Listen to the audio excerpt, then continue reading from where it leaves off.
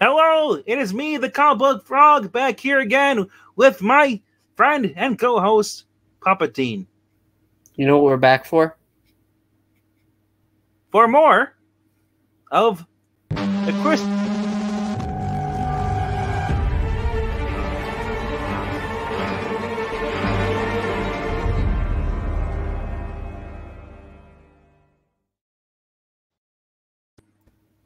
That's right. It is The Walking Dead. It is part 3 of season 11, the final season, the final part of the series, episode 19. And I gotta say, this show is getting better and better with each episode. Sadly, they waited to the very end in order to do this. To get better? Yes, to get very better, because you cannot deny that there are being people who are just really, really excited for this show, and then there's people who basically kind of dropped off, because their favorite character was killed, or they just got tired of seeing the same thing dragged out. And it's no surprise that other people dropped off during the Negan War. So if you're confused about this episode when they talk about the Whisperers, well, we'll clue you in on that. But to start us off, yes, the last episode on the New Deal, episode 18. Well, Eugene, in order to save Mercer's sister, after they basically expose Sebastian for being the little bastard he is during the Founders Day, well, Lance Hornsby, who's in prison, basically decided to have his goons kill a bunch of the sanitation workers and set them loose on the community. And because of this, Sebastian was going to kill Mercer's sister, Max, and it was basically going to let her get eaten by the walker, the zombies, basically. Eugene came in and pushed him into the zombie, and the zombie basically bit his neck and chewed him up, and he died. Now there's a warrant out for Eugene's arrest, and they're going to start interviewing everybody who's part of the Alexandria crew. Yeah, because they want Eugene. Anyway, yeah. I mean, Eugene did have a cool moment at the end of the last episode with pushing Sebastian in, like, screw that guy. But now, of course, they want him. And because... oh, crap, her name. Pamela. Because Pamela is now turning into Psycho Bitch, we are witnessing as, well, if she doesn't get Eugene, she's going to, I'll go ahead and I'll have to blame your sister, she says to Mercer. And Mercer, sadly, he fully believes in his community. And even though it is corrupt, there's nothing you can do about it. So basically, Mercer, is really, he's kind of into this. He's shown he's built himself a life in there. He's always been against his sister, pretty much the activist, who basically has seen all the bullshit that Mercer ignores. And they're basically, she even calls him out in this episode, basically tells him, you know what, if Dad was alive, because Dad was an activist, General, he didn't stand for bullshit. He called it out if he saw it. And he would be proud of me, and he'd be very disappointed in you. And she kind of, so the context of this, where she actually says it to him, is because, well, she actually ends up being rounded up by the police, basically, because there's a warrant, warrant for arrest too. But she's offered a pardon as long as she says that she basically was suffering from depression. And then it basically admits that it was unencharacteristic of her, and it'll never happen again. Also, blah blah blah. But she says, no, I'm not going to sign this. This is a lie. And then she says, I'm ashamed of you. So, meanwhile, Eugene has pretty much been hiding out in the church with Daryl. Yep. And Rosita knows that Daryl's there too. Because they want to get Daryl. They want to get Eugene out. Yes, and this is the problem, that Eugene fucked everything up.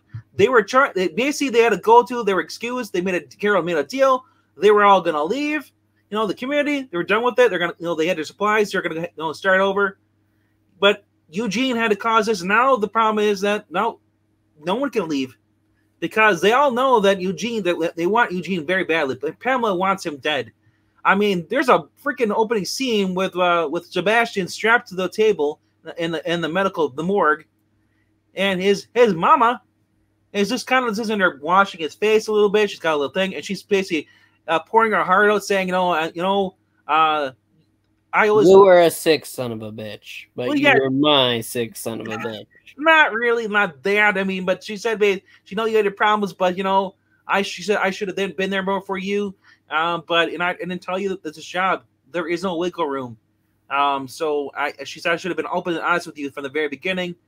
And she feels bad, and so she wants blood. So basically, she's sitting there just giving a confession. As she leaves the room, she tells the soldiers basically, hey, can you take care of them? But as far as we know, that they're going to basically because they're going to knife him in the back of the head. They're going to kill him, put him down before he turns. So going ahead with the story here. Should we discuss Lance? Yes, Lance Hornsby, who basically was in the lockup and all. He gets a chance to talk to Pamela. And this is where it's kind of weird, creepy, because Pamela holds her hands out. He rubs his face against her hand. I think he's really into her. He's just really trying to seduce her, or he just really wants to prove her that that he's loyal and stuff. He's basically just saying, "Please, mommy, please forgive me." He's on his knees and he's got the chains and all, and he's basically a chain going to the wall, so he can't get up. So she reaches into his pants. He gets a little excited. Looks like she's basically rubbing him. I get a little creeped out here, but she pulls out his coin, and she basically says, "Well, if you can, here's I can't trust you, but what you'll do is you want to prove yourself to me. Let's take a little gamble. You like gambling." And she takes his coin, and she puts it behind her back, and she holds out her hand. He has to choose which one has a coin in it in order to live. Luckily, he chooses for plot convenience. Luckily, not lucky for us. Yeah. Well, he chooses the right coin, and he's like, oh, he's like, oh, thank God, But then she brings in her son Sebastian, who has turned, and they got him on one of those little I guess they use for rounding up their dogs. You got the little the extended leash thing with the pole. Yep. They bring him in, and then they throw in I forgot one of his goons that they'd shot in the head, and instead of and they basically gives she's like, you want to prove your self-use of me? She's like, feed my son. And she throws a knife down there, and she basically they cut his restraints, let Hornsby free, and they leave him in the cell with Sebastian and the dead corpse. They're pulling a governor. Pretty much. It's kind of messed up because because he wanted to get out of there. It's like, well, once it's done feeding on the dead corpse, he's supposed to chop up the body. What happens if I don't know if one of the guards stayed in there with them or if he was just left there with the guy, whatever that did. But anyway, moving on from that, Mercer is getting in some more shit with his girlfriend, Princess. Princess basically says, I'm done with this. I had a horrible childhood where my stepdad would beat me along with my stepson, and I acted out stuff, and they tell me how horrible. So she's like, whenever I see a man, I see a monster. And he's like, I'm not crazy, but she's like, you're a nice guy, but I can't help it. She's like, the fact that you won't try to do anything enough. She's like, you'll do enough for to help Eugene, but she's like, you're not willing to actually do everything you can, only what she can, because you're afraid to basically step out. So she's like, she wants to leave, and he's saying like, whoa, no, it's bad out there. She's like, no. The problem is that everything is bad, but the problem is there actually could be good out there too. She's like, I survived out there by myself for all these years. I can do it again. I really hope that they stray from the comic books, because the comic books, I believe she actually went out, left the community, and goes eaten by a zombie. She died. So I hope they don't kill Princess off. Because she's a little princess. Meanwhile, Aaron, Lydia, and Jerry and Elijah are basically they're moving a wagon, and it gets caught in like a little divot. As they go to move it, Jerry falls over and busts his knee. So they go to the little basically like Children's Community Castle Center. I don't know what the hell it is. But it's like a castle, and it has like a playground stuff, outdoor thing for kids. And they decide to spend the night there. Now, while they're there, Lydia and Elijah have a little moment, but she turns away, doesn't kiss Elijah because of the fact that she basically had a flashback of Henry. She feels guilty. This leaves Elijah basically blue-balled and confused. She goes up and she calls up on the little, it's like a little top, like a little area, like a walkway on top of the structure, and she just talks to Aaron and stuff. And the first time in like forever, before the Negan War, Saviors, Aaron talks about Eric. Eric, his former husband, or not official husband, explains how they met and everything. So for those who basically are confused about this, yeah, Eric actually died during when they were taking on the Saviors. Eric was basically shot in the neck and died. But him and Aaron used to go for Alexandria, recruit people to bring them in. So that so bringing up him, the actor, I was like, oh my gosh, they actually remember that he was on the show. Speaking of which, though, every episode, if you haven't noticed, if you're paying attention, it starts off with Judith basically talking about how they all came to be here, which is kind of funny because Judith has only been around for what, 13 years now, 10 years. But before that, she's basically, we're seeing flashbacks before she was even alive. How the group basically worked together, they survived everything. That's how they like to start every episode. Yeah. So, anyway, back to the little camp. Basically, as they're Aaron and Lydia are talking around the fire there, and they hear something like a noise, almost like a door handle opening. We see, basically, you see a whole bunch of zombies walking in, the walkers. So they quick try to climb up there as they're struck the room, and they notice that the door's basically opening up the handle. Jerry's like, "What the fuck is going on?" And zombies open the door. Jerry can't run at all, so Jerry just they all climb up top. Jerry gets up top, help him up first. Aaron stays behind to hold the door, and then he climbs up. So as they're going on, they're like, basically they're thinking like we're gonna take out the zombies one by one. We'll take them out. Well, Jerry's like, like Lydia and Elijah jump down, start taking out zombies, and as Jerry's watching Aaron, you see a hand climb up behind him, pull itself up, and it's a zombie. It's a walker climbing up. Aaron thinks it's a freaking whisper. He goes to basically pull the mask off, but instead he pulls off the flesh of a zombie. That's right. The walkers have adapted. It's a new breed.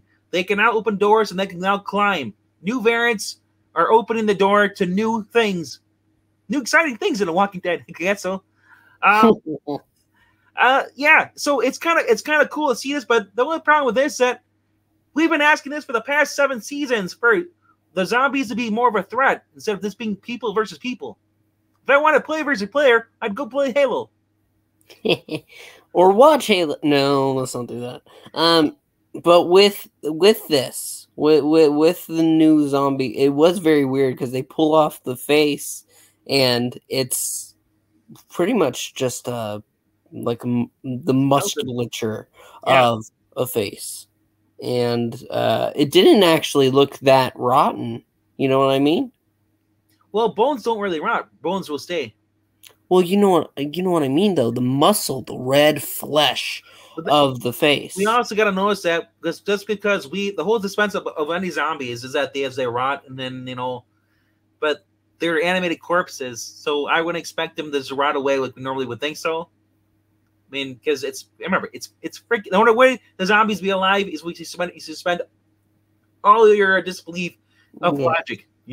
I know, but I'm just saying. Overall, though, I hope that there's more than just this one. Aaron mentions to Jerry, he's like, I heard stories about this, that of zombies that could do this and stuff, but I didn't think they're real until he saw it today. This being said, this is setting up to basically I believe with Daryl getting a spinoff, we're going to see more of the new zombies, and when he goes to France, where the original zombies, it was France. In the end of The Walking Dead Beyond, where we've discovered that there was a new variant after one of the ladies who basically scientist was working on a cure ends up being confronted by a guy there basically says, "You're the one that caused all this," and she's like, "No, don't," and she basically shoots her like an idiot. She ends up getting infected with the new strain of the virus, and she becomes rabid and is able to run real fast. So, with that being said, the way this episode ends is after everybody is pretty much moving on. Rosita ends up getting kidnapped by Pamela's men. Rip. But also, Eugene turns himself into basically in the basically the office with Mercer. He's forced on his knees. He said, "You know what? Max had nothing to do with this. She was there, but no, I was the one that planned everything." It's all me. Yes. Because that is who he loves, and he's going to protect her no matter the cost. At this point, everybody knows, if you've read the comic books, Eugene is the one who's responsible for the Commonwealth be able to use trains again, the cross country laying tracks. Basically, yeah, he's responsible for all the new transportation. Coming in the end of the book. The problem is that this character on this show, I really want him to die. He just ruins everything. He's annoying. He like I said, because he's hung up because a girl actually likes him. He said on his show, he told Daryl, the best thing I remember good at is lying to everybody. They show Abraham at the beginning, and then they show Abraham getting his head bashed in by Negan about things. It's like, really, man, are we just trying to just punish us more and more by showing us the people we like, Abraham, Glenn, and all that, and just like basically like, hey, remember these people that are on the show? It's like, guys, don't remind the people that you killed off, because people are still pissed off about that. So yeah, overall, it's a fine episode. Not my favorite. I'm a little underwhelmed, honestly, with the, oh, look, I'm a velociraptor, let me go ahead over the door. Sorry. But with that being said, it's not a bad episode. No, not at all. I'm just wondering how we're supposed to be getting towards the end. This is episode 19 out of what, 20 something? Something like that, but I also want to know, how is this tying into Rick? Will we ever see Michonne again? No. We're never going to see any of those people again. They're gone. Forget about them, Froggy. No. Let the past die. That's the problem with shows. They bring back people. But I think that is about it, isn't it? True. So that being said, if you've stayed around this long, we really thank you that you actually stayed 17 minutes. Usually, you guys only stay for a minute. So, if you want to help with the channel, we have a ko-fi.com/Puppetine. You're asking what's the money go towards to? Well, on this channel, we basically pay for the StreamYard, which is like $20 per month, I think, or something around there. Something like that. And then we also pay for a Marvel app and the DC app, which we use for our reading on here, and are doing our reviews. So, if you can't afford to drop $1 or whatever, that's all right. That's fine. We're happy to have you. Subscribe. Hit the like button. Leave a comment down below. Did we mess up? Is there something that you want us to talk about that we didn't talk about? Hey. That's right. And thank you so much for watching. You have a great time, and be careful. Because I see dead people. Bye! It's still Christopher Walking Dead. Run! I hope you have a pleasant evening.